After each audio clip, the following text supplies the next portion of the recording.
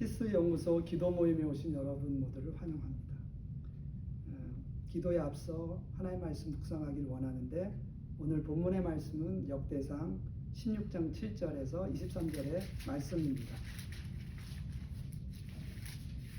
우리 한 목소리로 7절에서 13절까지 읽도록 하겠습니다. 그날에 다윗이 아삽과 그의 형제를 세워 먼저 여호와께 감사하게 하여 이르기를 너희는 여호와께 감사하며 그의 이름을 불러 아뢰며 그가 행하신 일을 만민 중에 알릴지어다. 그에게 노래하며 그를 찬양하고 그의 모든 기사를 전할지어다. 그의 성호를 자랑하라. 여호와를 구하는 자마다 마음이 즐거울지어다. 여호와와 그의 능력을 구할지어다. 항상 그의 얼굴을 찾을지어다. 그의 종 이스라엘의 후손 곧 택하신 야곱의 자손 너희는 그의 행하신 기사와 그의 이적과 그의 입의 법도를 기억할지어다. 아멘. 지금 우리 사회는 큰 혼란 속에 놓였습니다. 전쟁이 발발하고 지속되면서 물가가 상승하고 그렇기 때문에 여러분 모두 나라에 대한 염려, 또 직장에 대한 염려가 가득하시라 생각됩니다. 자칫 이런 혼란함 속에서 행복을 잃어버리고 방황할 수가 있습니다. 마음이 어두워져 우울할 수가 있습니다. 하지만 감사절을 맞아 다시금 여러분들의 마음을 회복해야 합니다. 그리고 마지막까지 바른 경주로 인생 승리자가 되어야 합니다. 세상을 살아가는 사람을 능력의 관점에서 볼 때 두 가지 유형으로 나눌 수 있습니다. 하나는 내 실력대로 사는 사람이고 다른 하나는 은혜로 사는 사람입니다. 그런데 이 두 사람의 삶의 질은 참으로 다릅니다. 자기 실력으로 사는 사람은 보통 지금 누리는 모든 일들이 자기 실력으로 일구었고 자기 고생으로 얻어진 것이라고 생각하기에 누구에게 감사의 마음을 갖지 않습니다.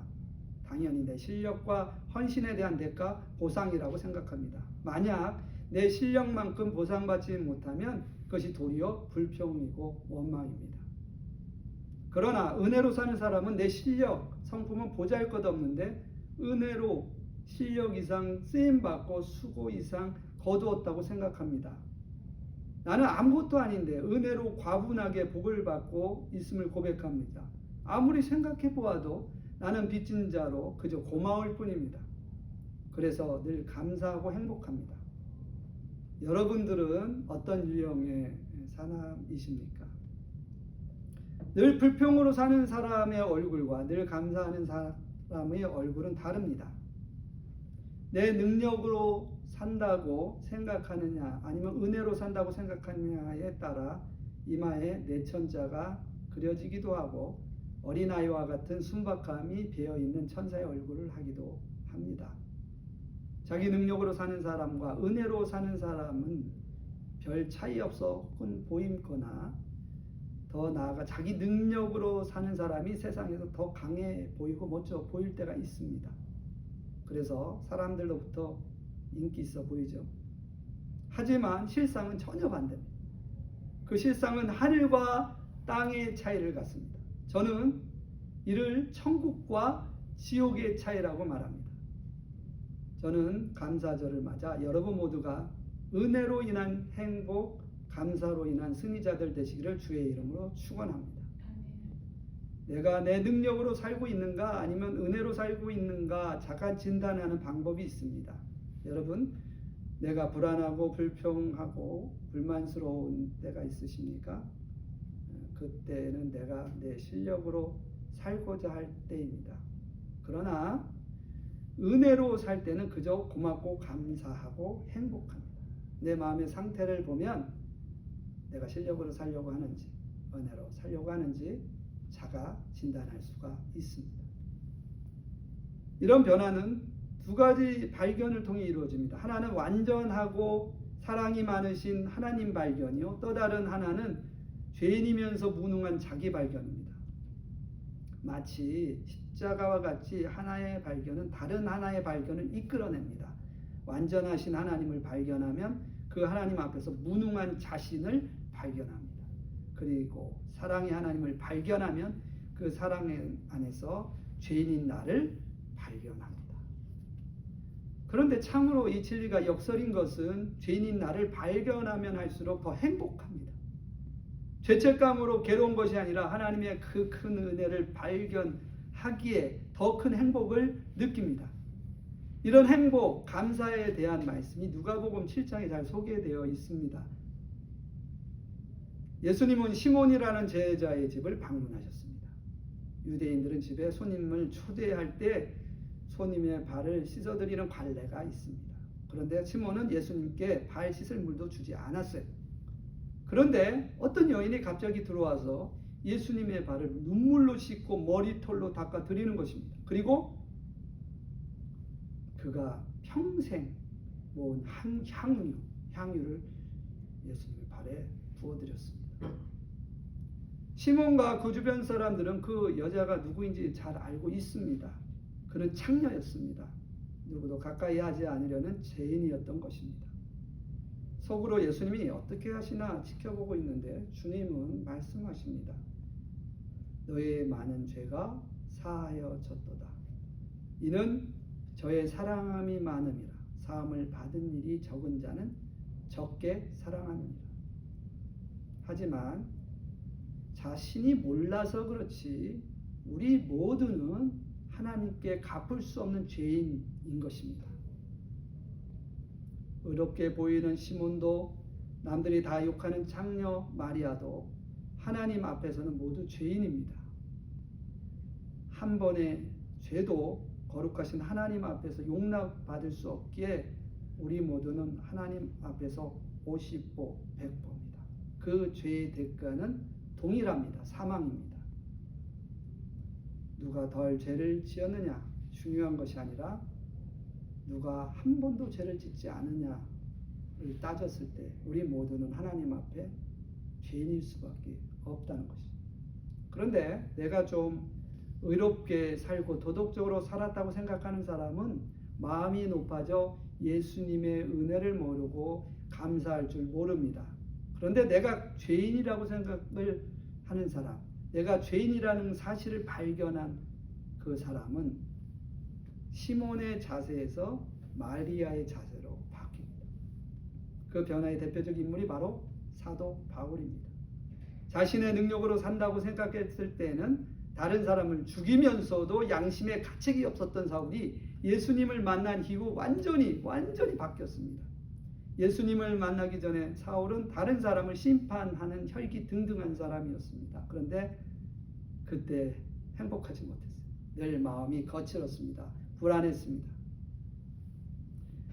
그가 그리스도를 만나 죄인인 자신을 발견한 후 이렇게 고백합니다. 내가 나된 것은 하나님의 은혜로 된 것이니 내게 주신 그의 은혜가 헛되지 아니하여 내가 모든 사도보다 더 많이 수고하였으나 내가 한 것이 아니요 오직 나와 함께 하신 하나님의 은혜로다. 그때 비로소 그는 행복해졌습니다.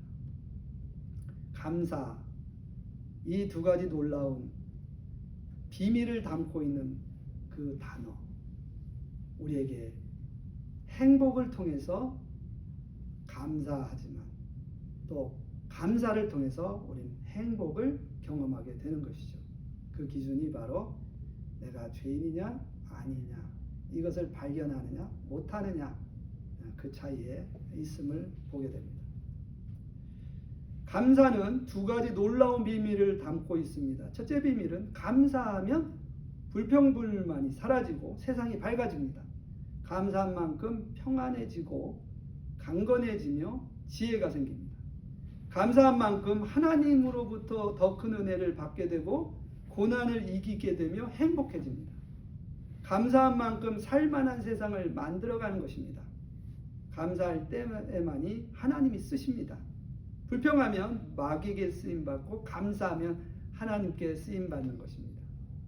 또 다른 하나의 비밀은 감사는 무엇보다 먼저 하는 것입니다.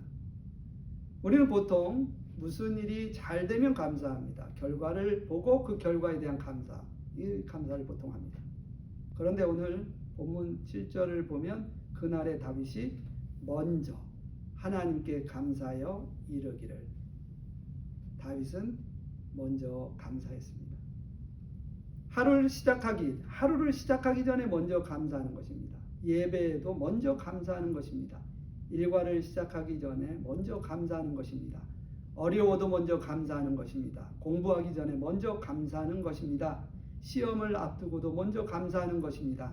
근심 걱정이 있어도 먼저 감사하는 것입니다. 병, 실패, 고난 중에 있어도 먼저 감사하는 것입니다. 그러면 그 감사의 고백이 삶에서 열매에 맺어집니다. 이것이 감사의 비밀입니다. 왜 먼저 감사하는 것일까요? 감사는 어워드가 아닙니다. 하나님을 대상으로 어떤 일을 이루어 주셨게 드리는 보상이 아닌 것입니다. 감사는 하나님이 나의 죄를 이미 십자가 위에서 용서하셨고 나의 삶을 책임지시는 나의 하나님 아버지 되심에 대한 신앙 고백입니다. 그래서 먼저 그분에게 감사하고 신앙 고백하는 것입니다. 이것이 감사입니다. 하나님은 이런 믿음의 고백을 기뻐하십니다. 감사는 고달픈 인생길 살아가는 우리 인생에서 최고의 에너지입니다. 묘약입니다. 감사에는 탁월한 예방과 치료의 효과가 있습니다. 그래서 세상의 현대의학에서도 테라피 이것을 인정합니다. 당신이 많은 세금을 내야 한다면 감사하십시오. 당신에게 안정된 직장과 사업장이 있기 때문입니다. 당신의 몸무게가 늘어 옷이 맞지 않는다면 감사하십시오. 당신은 먹을 것이 많아 넉넉한 인생을 살아오신 것입니다. 세탁할 옷이 집안 한 구석에 쌓여 있거든 감사하십시오. 당신에게는 적어도 갈아입을 옷의 여유가 있기 때문입니다. 당신의 집에 대청소가 필요하고 문고리를 갈아야 하고 창문을 갈아야 한다면 감사하십시오. 당신의 몸을 위탁할 집이 있기 때문입니다. 멀리라도 주차할 공간을 찾았으면 감사하십시오. 당신에게 잠시라도 걸어갈 운동의 기회가 주어졌기 때문입니다. 당신에게 불평할 대통령이 있다면 감사하십시오. 당신은 언론의 자유가 보장된 나라에 살고 있는 것입니다. 교회 뒷좌석에 앉아있는 교우의 찬송 음정이 엉망으로 들려오고 있다면 감사하십시오. 당신의 청각은 정상이기 때문입니다. 아침에 울리는 자명종 소리가 고통스럽게 들리거든 감사하십시오. 당신에게 일해야 할 하루가 기다리고 있기 때문입니다. 하루해가 저물어 온몸이 나른하고 피곤하거든 감사하십시오. 당신은 오늘 하루를 생산적으로 사신 것입니다. 제니 데니스라는 분이 이런 감사의 고백을 한 것을 보았습니다. 감사할 때의 원망, 불평이 사라지고 밝아집니다. 감사한 만큼 시험을 이겨냅니다. 건강해집니다. 더 큰 감사가 생깁니다. 기적을 경험하게 됩니다. 형통하게 됩니다. 감사 바이러스가 감염되어 함께 행복해집니다. 감사한 만큼 살만한 세상이 만들어지고 승리하게 됩니다. 본문은 하나님의 은혜에 대한 다윗의 감사 찬양 시입니다.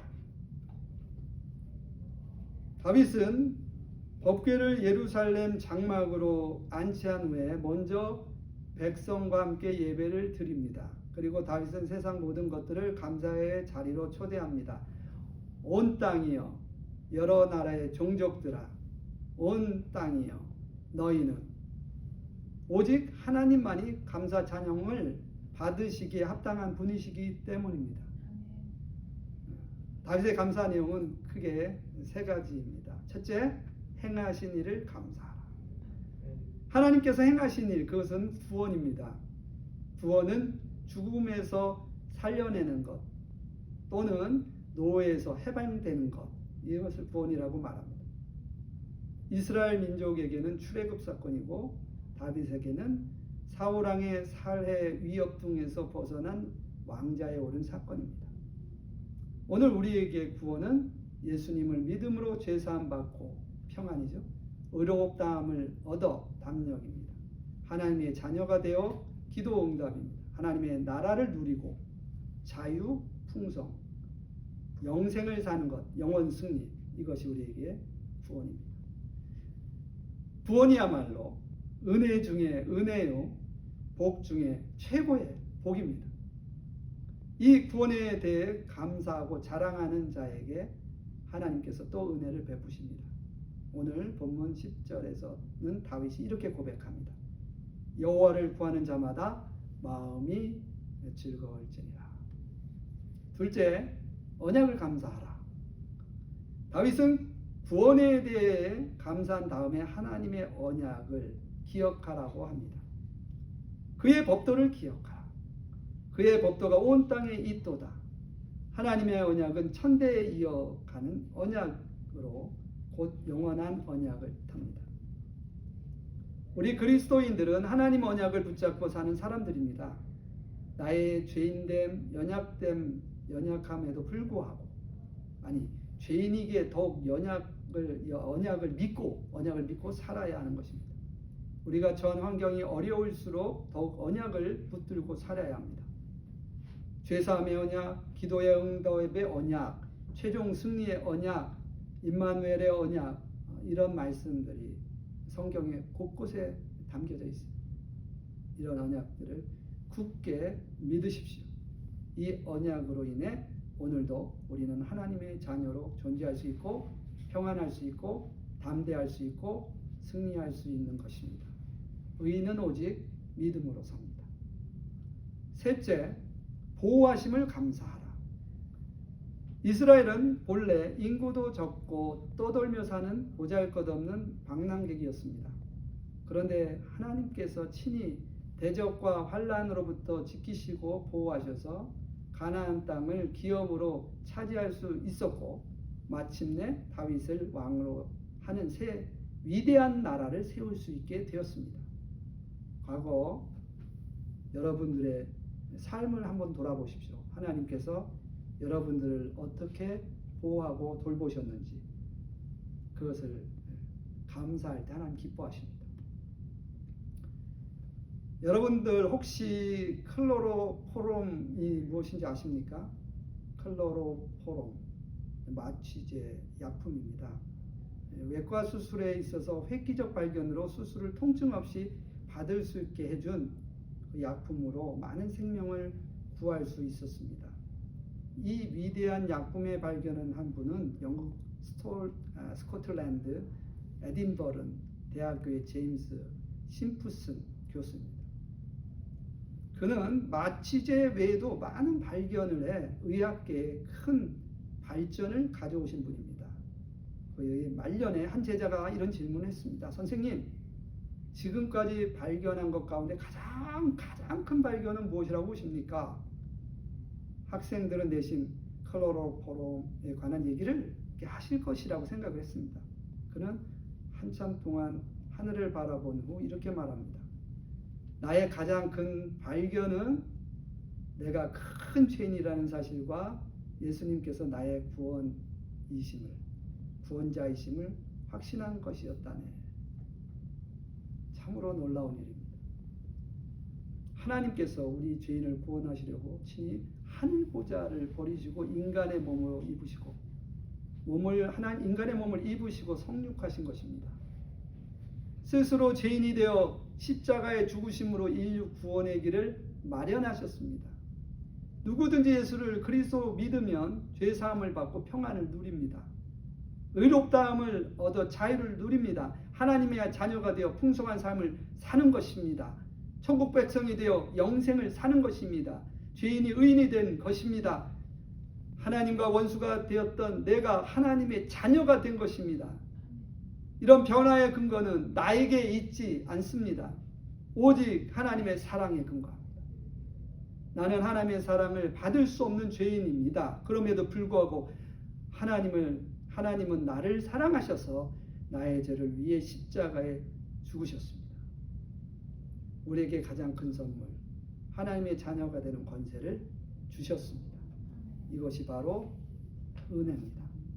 그것을 생각할 때마다 우리는 감사하지 않을 수가 없습니다. 이것이 바로 은혜로 인한 감사입니다.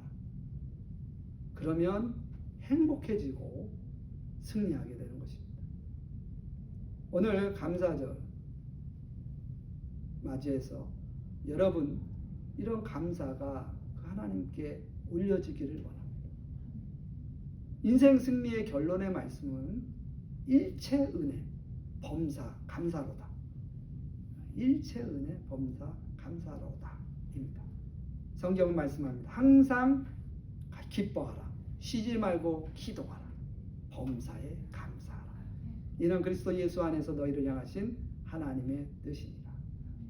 기도하겠습니다. 하나님, 한 해를 이렇게 보내면서 귀한 감사절을 맞이하여 하나님의 은혜를 생각해 봅니다. 우리가 얼마나 감사할 것이 많은지 우리가 깨닫게 하시고 하나님께 감사하게 주시옵소서. 우리의 감사가 우리를 행복하게 하고 은혜로 인한 하나님의 은혜로 인한 아버지 승리가 우리 가운데 있게 될 것을 믿습니다.